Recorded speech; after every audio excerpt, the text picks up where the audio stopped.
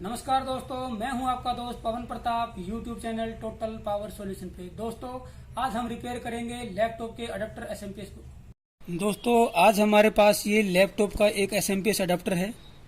आज हम इसको रिपेयर करके देखेंगे और पता करेंगे कि इसके अंदर क्या फॉल्ट है।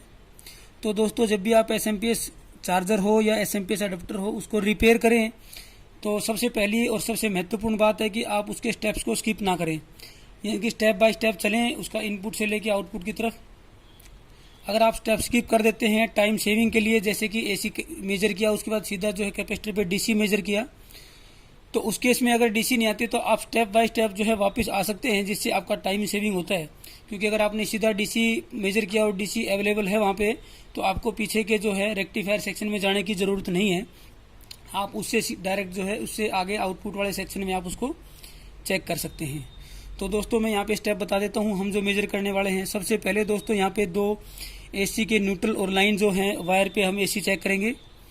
उसके बाद दोस्तों, जो न्यूट्रल है उसके ऊपर आपका एक एनटीसी लगा हुआ है और फेस के ऊपर दोस्तों एक आपका फ्यूज लगा हुआ है जो कि 3.15 एम्पियर का फ्यूज है। उसके बाद दोस्तों, ये 2 या 3 आपके जो है इंडक्टर L1 लगी हैं, L1, L2, L3 3 जो हैं कॉइल लगी हैं, और इन कॉइलों के थ्रू होते हुए आपका जो है रेक्टिफायर सेक्शन में जो है आपकी जो है एसी इनपुट जाती है, और ये रेक्टिफायर सेक्शन जो है उससे निकल के डीसी कैपेसिटर पे जाती है, और उसके बाद इसकी स्विचिंग कराई जाती है किसी भी टॉप स्विच से या मोसफेट वगैरह से। तो सबसे पहले हम यहाँ पे इसको सीरीज में कनेक्ट कर देंगे। वो मैंने कनेक्ट कर दिया है इसको सीरीज में। सीरीज में कनेक्ट करने से क्या है कि अगर आपका कोई आगे शॉर्टिंग वगैरह है, अगर किसी कंपोनेंट के अंदर फेलियर है, शॉर्ट है, तो आपका जो है ज़्यादा डैमेज नहीं होगा, सिर्फ सीरीज का बल्ब जो है ग्लो कर जाएगा। अब हम इसके लिए 2 मल्टीमीटर यूज करेंगे। एक मल्टीमीटर जो है आपका उसको मैं डीसी मोड पे कर लेता हूँ, और डीसी मोड पे करके आपकी जो आउटपुट है उस पर मैं कनेक्ट कर देता हूँ परमानेंट, ताकि हमारे को आउटपुट का पता लगता रहे कि आउटपुट आई या नहीं आई। और उसके बाद स्टेप बाय स्टेप जो है हम वोल्टेज ही चेक करेंगे। सबसे पहले जो वोल्टेज चेक करेंगे वो एसी वोल्टेज आप चेक करेंगे, जहाँ पे एसी की जो है लीड कनेक्ट होती है।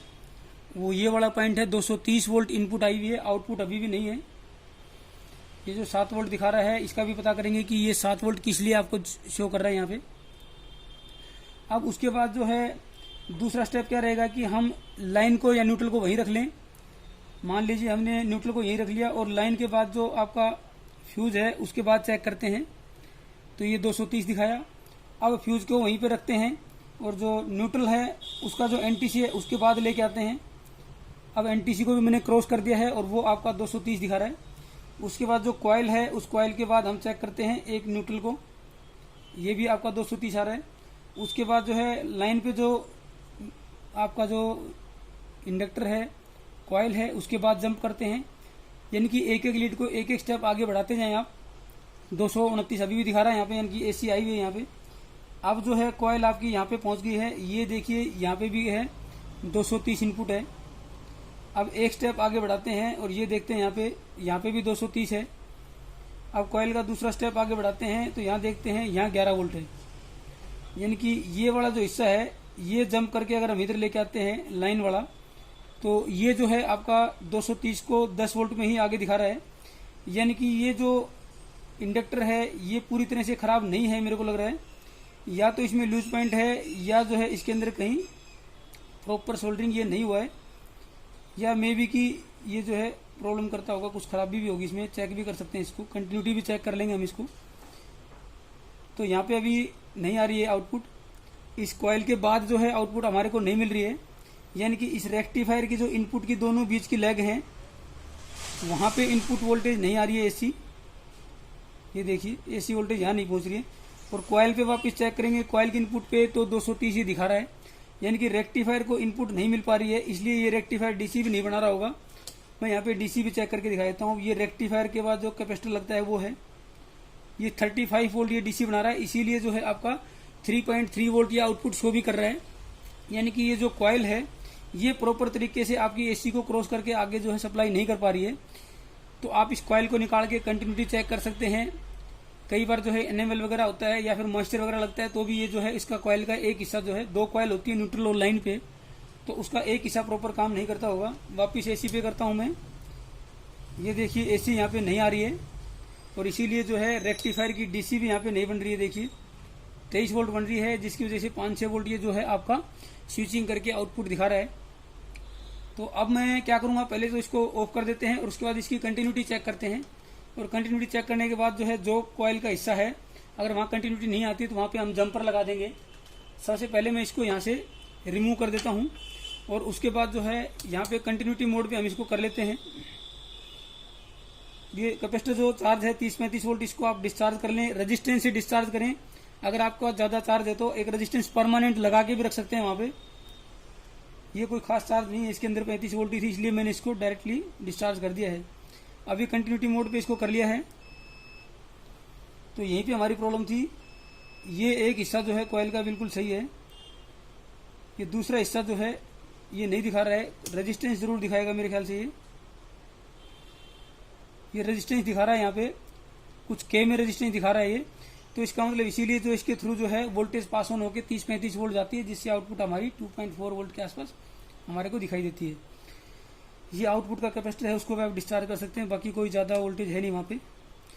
अब हम क्या करेंगे, हमें पता लग गया कि कॉइल का ये हिस्सा जो है हमारा प्रॉपर काम नहीं कर रहा है। तो मैं एक जंपर लेता हूँ और इसको यहाँ पे डायरेक्ट सोल्डर करके एक बार जंप करके चेक कर लेते हैं। उसके बाद कॉइल को निकाल के भी आप चेक कर सकते हैं क्या प्रॉब्लम है, इजीली चेक कर सकते हैं। कंटिन्यूटी पे एक हिस्सा जो है कॉइल का काम नहीं कर रहा होगा।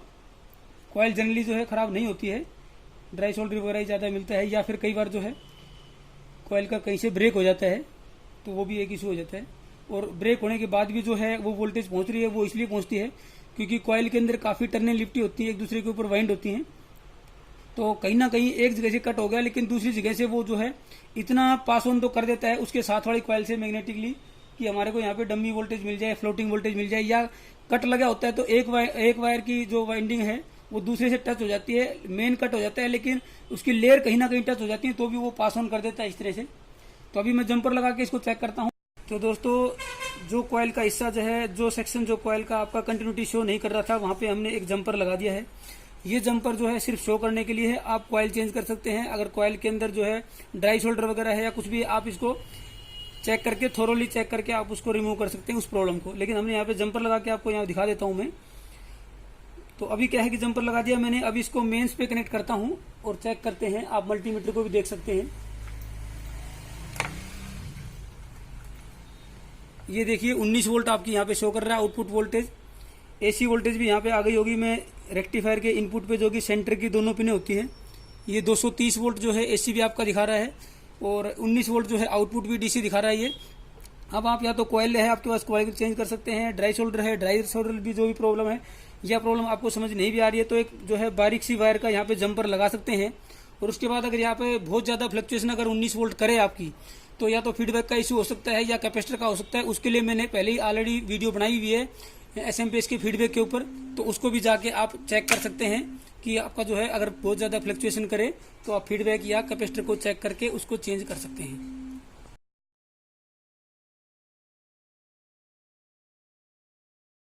दोस्तों अगर आपको हमारे वीडियोस पसंद आते हैं तो वीडियोस को लाइक जरूर करें, अपने फ्रेंड सर्कल में उसको शेयर जरूर करें। अगर आप नए हैं तो चैनल को सब्सक्राइब करें। Thank you.